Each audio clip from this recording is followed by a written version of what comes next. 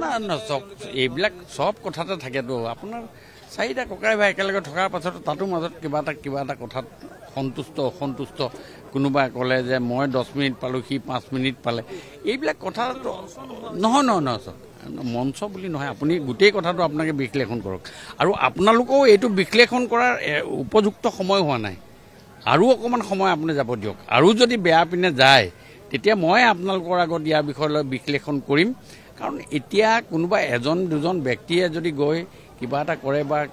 কথা কয় কোনোবা এখন ডিষ্ট্ৰিক্টে যদি বোলে ৰিজাইন দি দিলে গোটেই ডিষ্ট্ৰিক্টখনে ৰিজাইন তেতিয়া এই কথাটো অলপ গুৰুত্ব সহকাৰে ল'ব এতিয়া দুজন এজন ব্যক্তি কিবা কাৰণত হৈছে আৰু সেই কথাবিলাকো আমি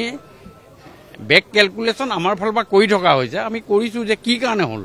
অশোক শৰ্মা কি কাৰণে গ'ল বা কি কাৰণে হৈছে কেনেকুৱা হৈছে এই গোটেই কথাবিলাক অকল মই বুলিয়ে নহয় আমাৰ সভাপতি মহোদয়সকল আমাৰ প্ৰভাৰী আছে আমাৰ মুখ্যমন্ত্ৰী মহোদয় আছে মই ভাবোঁ যে এই কথাখিনি এতিয়াই এনেকুৱা ধৰণৰ একে ভাঙি চুৰমাৰ হৈ গ'ল বুলি কথাষাৰ আমি আজিৰ ডেটত ক'ব নোৱাৰোঁ আৰু মই নাই কোৱা আৰু মই ভাবোঁ যে আগন্তুক দিনত আমি এইখিনি চিন্তা চৰ্চা কৰিম